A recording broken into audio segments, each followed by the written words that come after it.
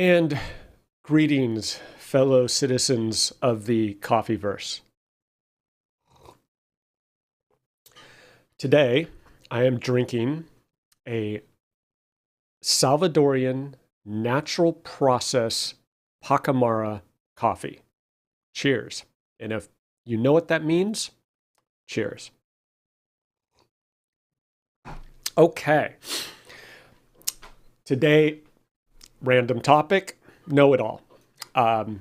Two kind of completely unrelated anecdotes, but thought they were interesting.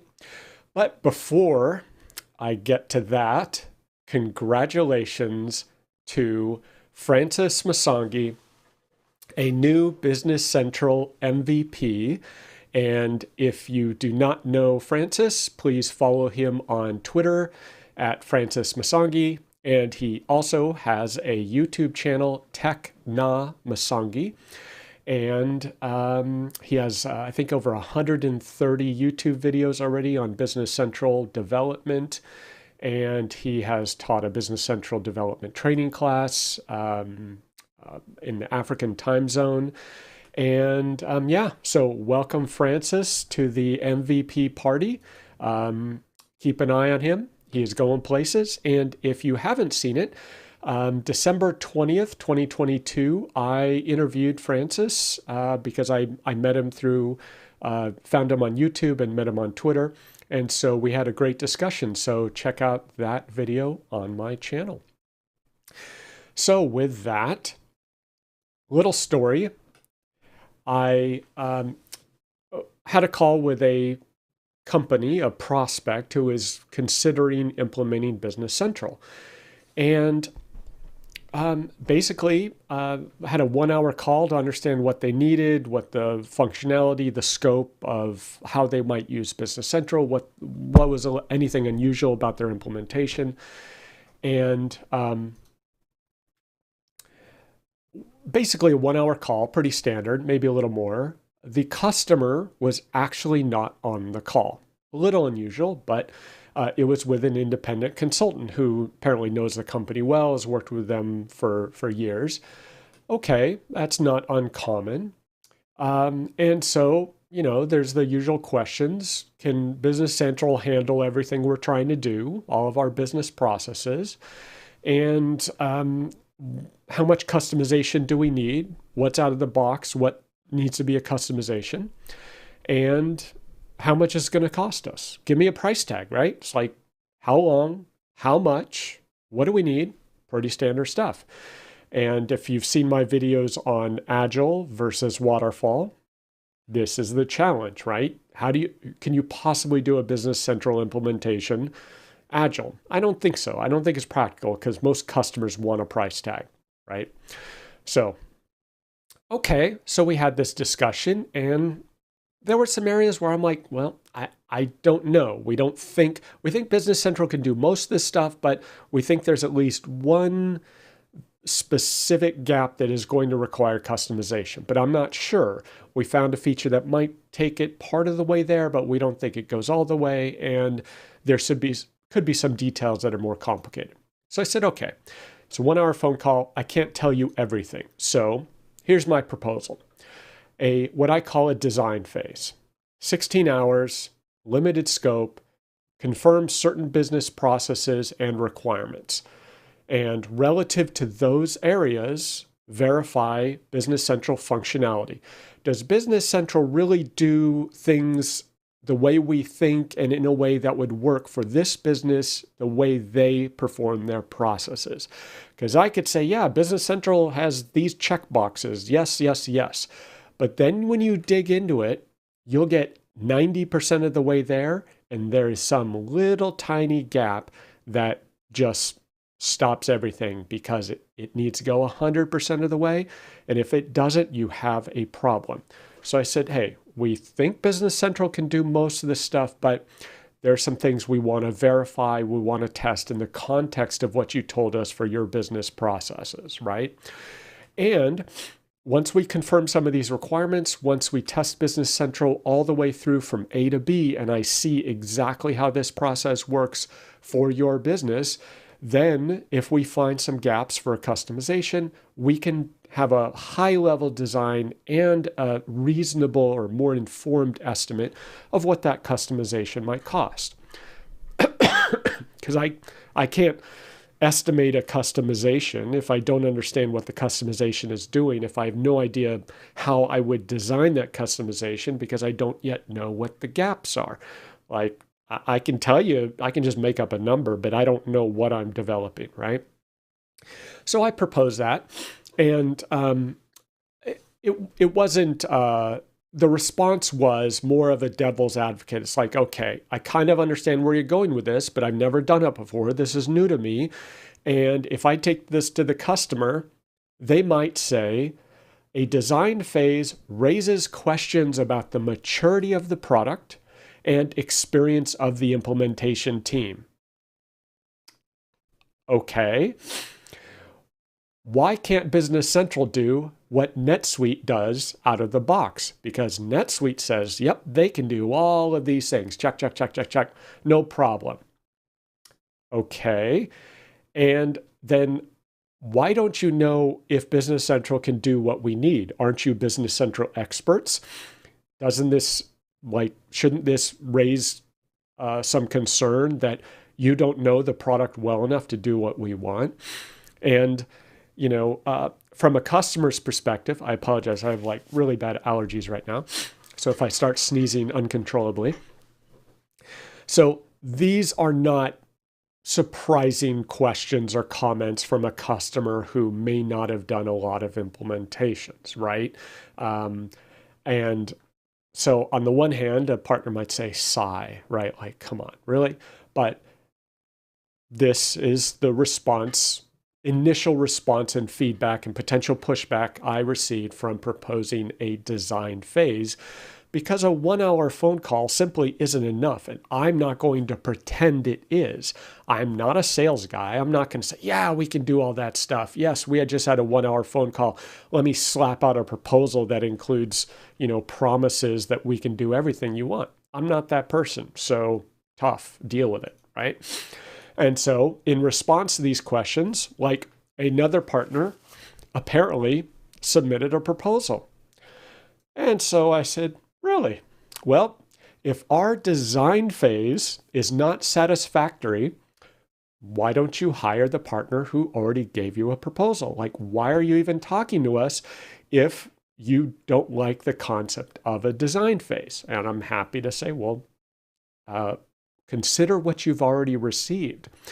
The other proposal based on a 1-hour phone call was 650 hours to implement Business Central. And I don't know about you, but that's a lot of time. And you're like, okay, well, maybe that partner knew something we didn't. Like 85 hours for discovery, requirements, and documentation. Well, what does it tell you when an implementation proposal has 85 hours for discovery, requirements, and documentation?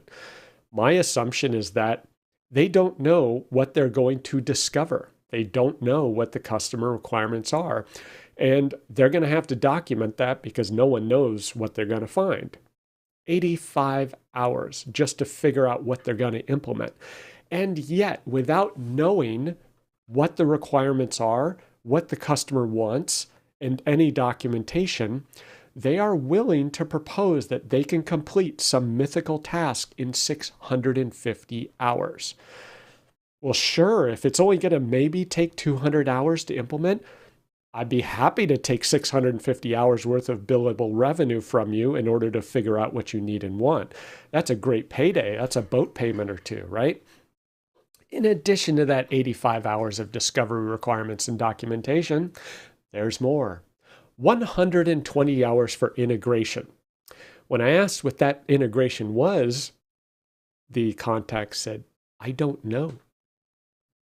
As far as I know, the integration is being handled by a third-party SaaS service that we're integrating with. So I don't know why there's 120 hours for integration there. Yep. Okay. Maybe it's a good idea to have a design phase to figure that out. I don't know. Crazy idea. Well, on top of that, there's 50 hours of unit testing. What does that even mean? What units, what testing? Well, since there's been no discovery, no requirements, and no documentation of what's being implemented, what is being tested here? Like, are we testing BC, unit testing BC, or are you unit testing a customization? I don't know. Well, then there's 250 hours of setup, training, and support, even though we don't yet know what our requirements are, what we're implementing, and what the customer needs. This is awesome. Like, sign me up. This is just like make it rain, money falling from the sky. And guess what? The kicker is 0 hours of customization or development in this 650-hour implementation estimate. How do you know that you don't need customization or development if you've had no discovery, you don't know the requirements, yet you include integration and unit testing? So I have questions.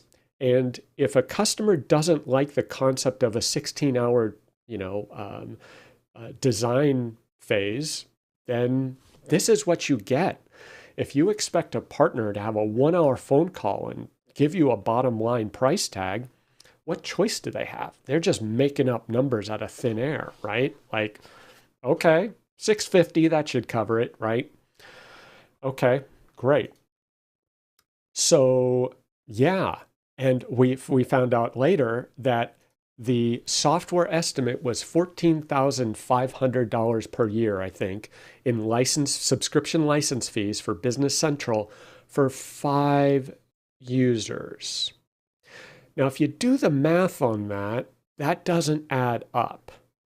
5 users, $70 a month, you're talking $4,000 or roughly $4,000 a year. So what's the $10,000 extra for?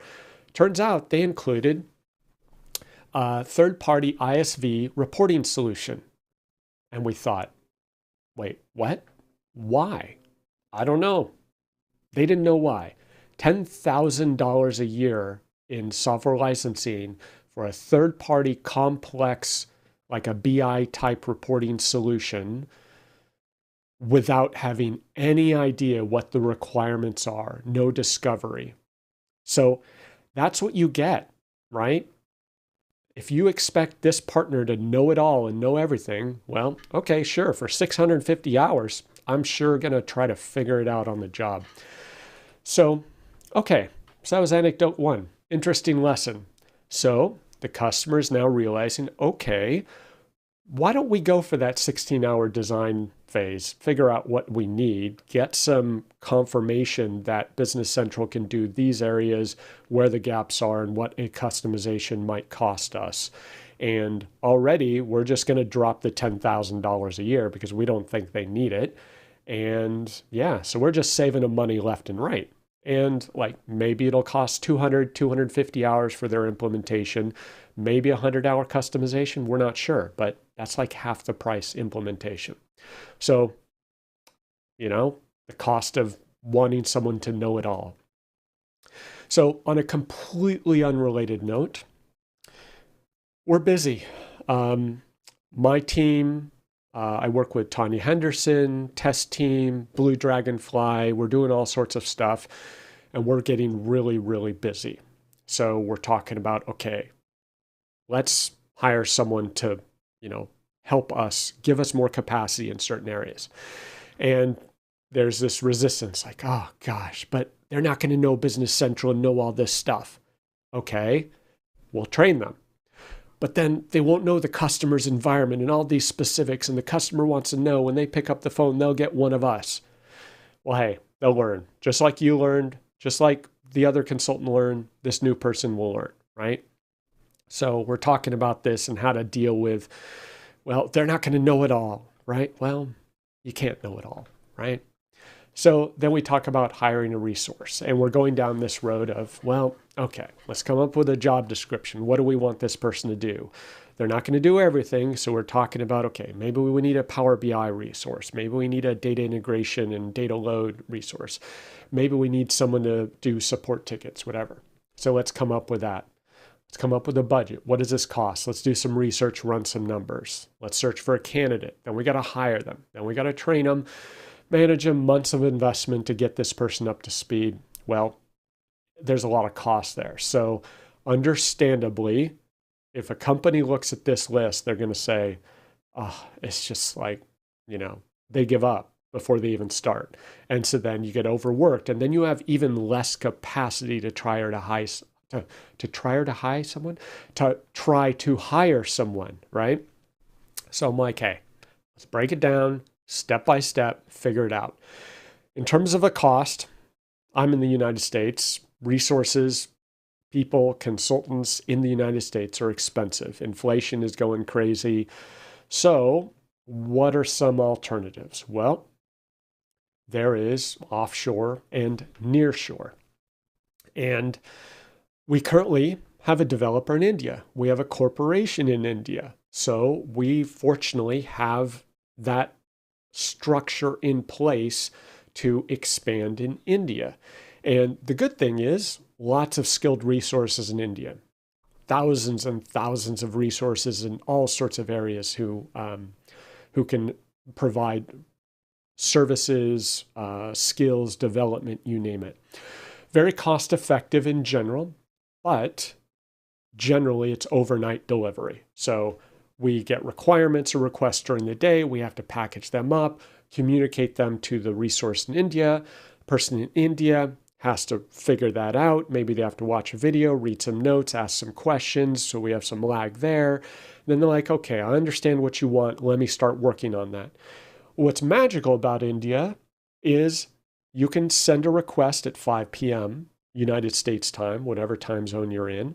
And then you wake up at 7 a.m. the next morning, and in your inbox is your deliverable. It's like time travel. It's like, whoa, I just went to sleep and all of a sudden I wake up and there's this deliverable. It's like magic. So that's the good thing about it.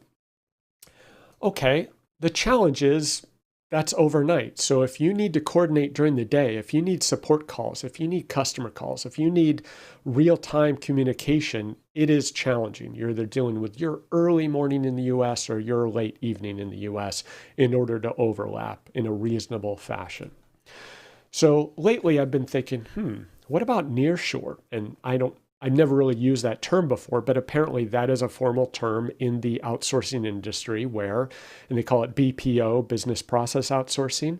Nearshore is where someone is aligned with your time zone or is geographically nearby or has the same language resources, same language capabilities that you might need. And if you follow me on Twitter on my personal account, I recently went to El Salvador. Well, I knew nothing about El Salvador beforehand, but I learned that there are huge call center companies in El Salvador.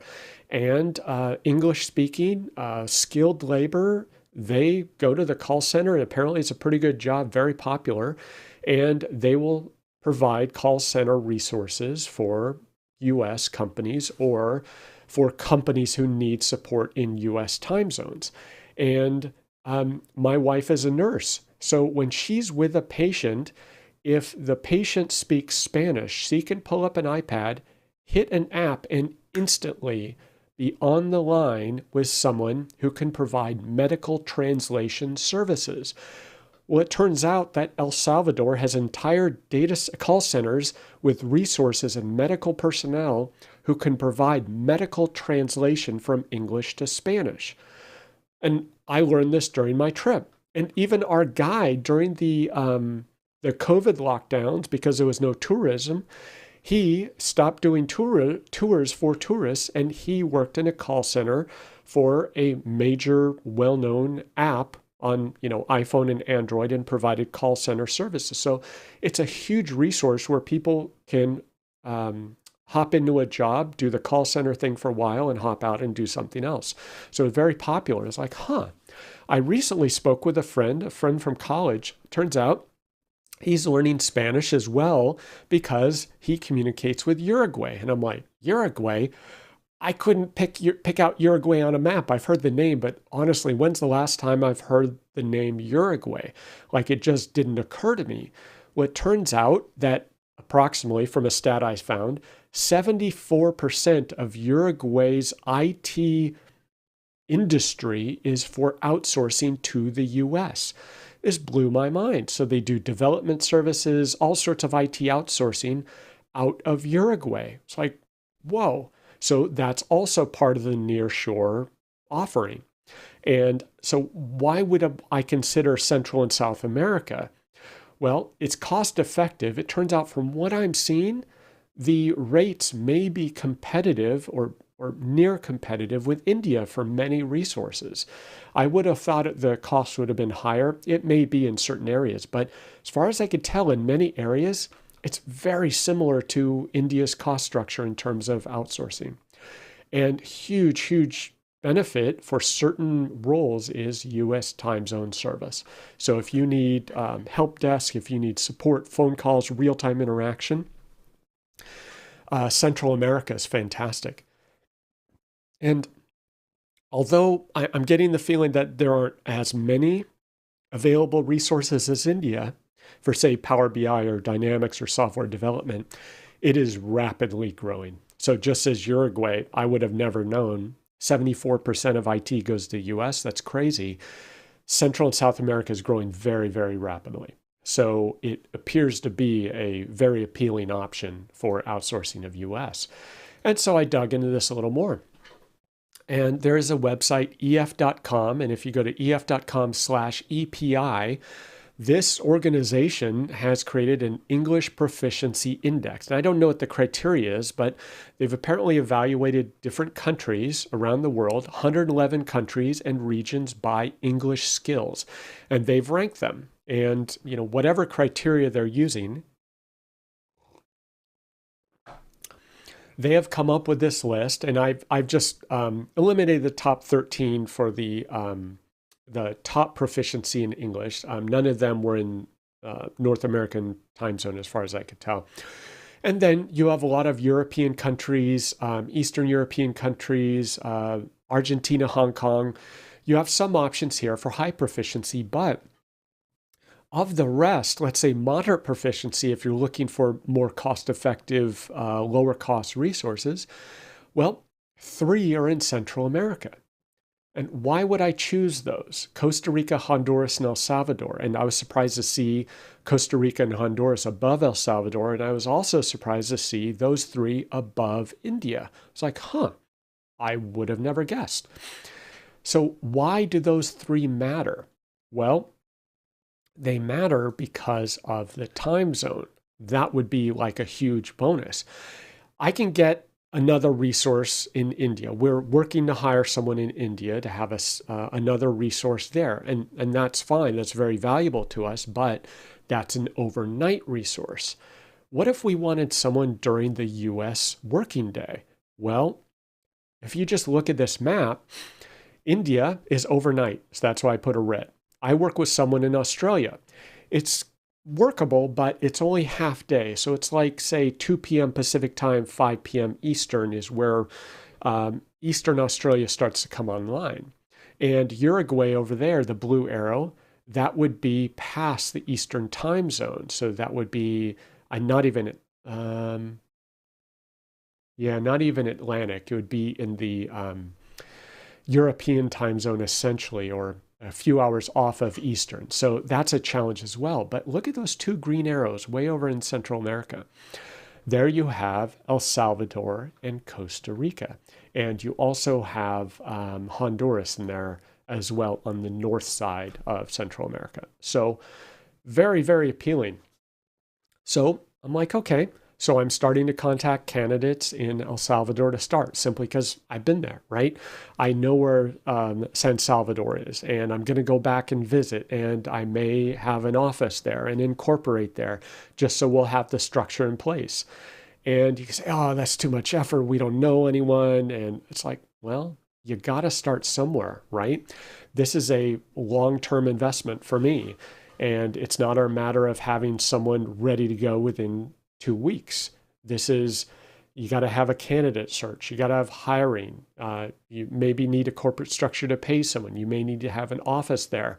How do you get all that set up? You need a local bank account. This is months of effort. And then once you hire someone, how do you train them up to speed? That in itself is an entire conversation, which I just asked about on Twitter.